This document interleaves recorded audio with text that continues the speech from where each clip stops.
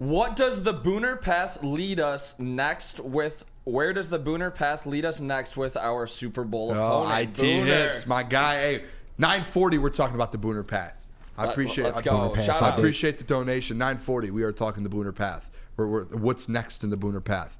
That will come up. We're talking about that. I did want to, Frank Ragnow, before we move on to the rest of the game, Dan talked about it today in his press conference about an hour and a half ago, 2 hours ago. He mentioned how Frank is one of those guys. You see what he does on the field. You see the impact he makes in games and on plays. But the stuff he does off the field for the team and watching film and all that, he said he's probably the best center in the league at doing what he does. He said that Frank Ragnow reaches out to coaches at 4:30 in the morning, 4 in the morning, 3 in the morning, and it's like, hey, where's the film? I need this breakdown. I need this. And he's in there. I remember a couple months ago when Frank was out, and I think they might have lost, actually, when he was out one of the games. And I said the next day, Frank is one of those guys in your center, especially when you have an all-pro center. He's a guy that it's not just Jared Goff making checks and calling out blitzes and doing that. It's Frank Ragnow as well. Yeah. And Dan said today that him and Goff, they have that connection to where those two guys sit in the film room throughout the week and they break down every single blitz package that the other team has. And on top of that, the blitz packages that not just they feel like they're going to hit them with, but just random ones that they've used throughout the year. So they both know on the same page when they see something together, they can call it out. That's how elite Frank Ragnow is. Like, you don't have centers that are that elite all the time. You have an all-pro guy that is an all-pro blocking and doing what he does, but as well as in the film room and helping lead that offense. As much as Jared Goff gets that credit, Frank deserves a lot of it because he's out there doing just as much as well, which is crazy to think. 100%. That's what it is. He is as special as Penei Sewell is, and we regard him as the best offensive lineman, which he is. Frank Ragnow is the anchor of that line. It starts with the center. It's like a goalie or a catcher. It's just that pivotal part of your team. Yeah. And I don't want to think ahead. We don't need to go into this conversation in too much detail, but I would love to see them either draft or sign a young interior lineman, a center or a guard that Frank can mentor for a year or two. He signed through 2026, but you never know how long his body's going to hold up. And I don't want to speak for him. Could last until 2026 and get another contract, but I would love to him in his prime and when he's playing his best, have a little mentee so you can bring up the ranks and just take over for him. Shout out Frank, man. Yeah. By the way, I saw Cody Mock walking out of the locker room after the game out of North Dakota State, right guard for Tampa Bay. Stud. Oh, yeah. I love it. He's the guy that, the teeth thing. The teeth, long hair. He was a legend in the draft. I wanted him. Let's into this Bucs game. Borderline pause. Yeah. I mean, Zinter, yes. Zach Zinter. But let's talk about this game though, real quick. I know we have a couple minutes left here. We'll go over this segment again. But this Lions team, fellas, there's something that we've been talking about a lot to say, like, hey, when the playoffs come around, you need to be playing your best football. And Dan said it all year. You need to be playing complementary football. It feels like they're doing that. And it does feel like, yes, there are times where the offense might struggle. But when that happens, it feels like that's when the defense steps up.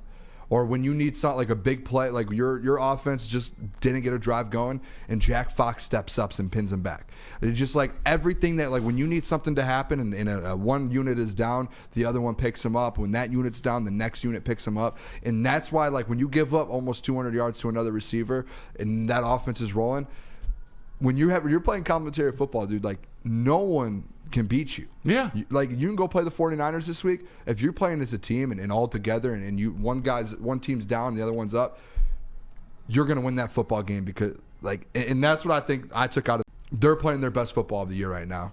Yeah. They've beaten back-to-back very, very hot teams, and now they're going to play one of the best in the league. I think they can defense, get that job done. Yeah, the defense is coming up with big stops. You know, they have given up yards, especially to a top receiver. And in this one, actually, Kate Otten, the tight end, had a pretty big day also for Baker. But when they needed the stops, they got them. I think they forced 5 punts. There was 2 field goals. They had 2 turnovers to the Bucs 0, or forced 2 turnovers. They had 2 takeaways, both at crucial times. Literally the first drive and the last drive. That's what you want out of this defense, just to, when the time comes that they step up and make the play. Yes, Mike Evans and Kate Otten beat them on a handful of plays. It wasn't the cleanest game, but again, one of those last big plays, I believe it was to Mike Evans. It might have been Chris Godwin.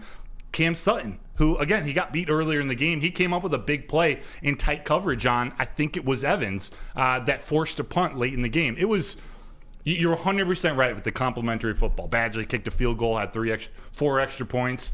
It was all clicking. Not all at the same exact time, and there were things that they can clean up, but man, even the third quarter was pretty good. Like, that was one of their better third quarters. I can't remember the order, but they had to stop. They scored. Man, they're learning how to do new things. And now with these safeties blitzing, with action coming to help Aiden Hutchinson out, Aiden's getting home. If he's getting home, Brian Branch is playing like a menace. Some of these guys are playing their best football at the best time. And that's what Sam Laporta and Dan Campbell referenced a few. It was after the Thanksgiving game. Dude, once you get that confidence too, like once you get that confidence of playing football like that, like that adds up and adds up. That's when you see teams go on Super Bowl runs and truly go win a Super Bowl. If you go back and look, like when the Rams won with Matthew Stafford, like some guys in that team just like they started getting confidence because typically it's like you always are going to have players on good teams. You're going to have those main players, but when some of these other guys like Derek Barnes, like CJ came back, Aleem's back and getting confident again. That other side of Aiden Hutchinson, those 3 or 4 guys, they're getting confident. These linebackers are getting on offense. Josh Reynolds is getting back to where he was to start. Once you get those secondary guys that start stepping up, that's when those are those teams that go and win the Super Bowl. Because it's the thing, like the 49ers, if you watch that Packers game, guess what? Some of those secondary guys weren't stepping up and struggling, and the Packers were taking advantage of it. And if you take advantage of that this Sunday, it's going to be a long day for San Francisco. Yeah, it's a really even matchup. You know, you probably give them the edge now. I know Vegas is giving them the edge, but when you think about it, it's not. The Lions can hang with them, and it's going to come down to a timely play, a timely stop, an interception, a fumble. Man, I just love that. CD Deuce talked and he walked the walk. Yeah. Like that just says so much at the beginning of that game. Like, that's a bigger play than it even was. Before we go to a break, CD Deuce, first of all, him getting the interception, running up to Baker, throwing Baker the ball, epic, is an all-time Detroit moment in my opinion. Like that was like that. I said before the game, I say turnovers. That's my thing. That turnover to get the crowd into the game and open up just the gates of dude, that changed everything. Like you said, it set the tone. It did. And then it was coming off that 3 and out on offense. So like you said, got the crowd right back into it, man. It was an epic play. You get 3 points off of it. I don't even care if you don't get a touchdown. You got some points, and on top of that, the crowd's into it. And at that point, there was no looking back from the Bucs.